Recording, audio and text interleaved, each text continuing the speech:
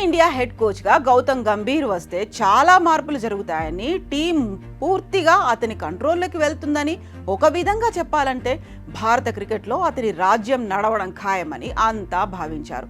అంతా అనుకున్నట్లుగానే గంభీర్ తన మార్క్ చూపిస్తున్నాడు. హెడ్ కోచ్గా నియామకం జరిగి ఇంకా ఫీల్డ్లోకి దిగకుండానే స్టార్ క్రికెటర్లతో పాటుగా యువ క్రికెటర్లకు షాక్ ఇచ్చాడు. అలాగే కొంతమంది కుర్రాళ్ళు సర్ప్రైజ్ కూడా ఇచ్చాడు. మరో సంచలన విషయం ఏంటంటే గంభీర్ ఏకంగా రోహిత్ శర్మ, విరాట్ కోహ్లీనే భయపెట్టినట్లు కూడా గుసగుసలు వినిపిస్తున్నాయి.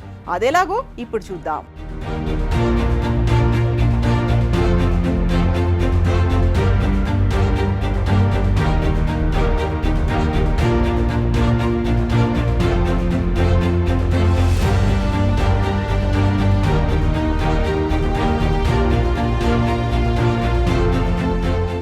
టీ20 వరల్డ్ కప్ 2024 తర్వాత టీ20 ఫార్మాట్ కు రోహిత్ శర్మ, విరాట్ కోహ్లీ రిటైర్మెంట్ ప్రకటించి సంచలన నిర్ణయం తీసుకున్నారు. ఎలాగూ టీ20 వరల్డ్ కప్ గెలిచాం కాబట్టి కాస్త రెస్ట్ తీసుకుని న్యూజిలాండ్తో టెస్ట్ సిరీస్తో తిరిగి గ్రౌండ్లోకి దిగాలని రోహిత్, కోహ్లీ భావించినట్లుగా వార్తలొచ్చాయి.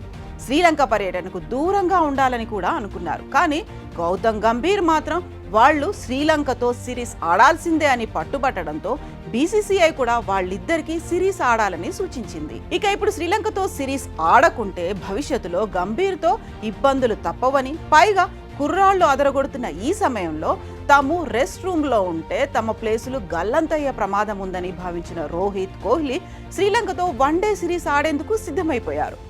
పాత కోచ్ రాహుల్ ద్రవిడ్ ఉంటే ఖచ్చితంగా రోహిత్, కోహ్లీ రెస్ట్ తీసుకునేవారని, కానీ గంభీర్ హెడ్ కోచ్ కావడంతోనే వాళ్ళిద్దరూ ఆడుతున్నారంటూ కామెంట్స్ వినిపిస్తున్నాయి.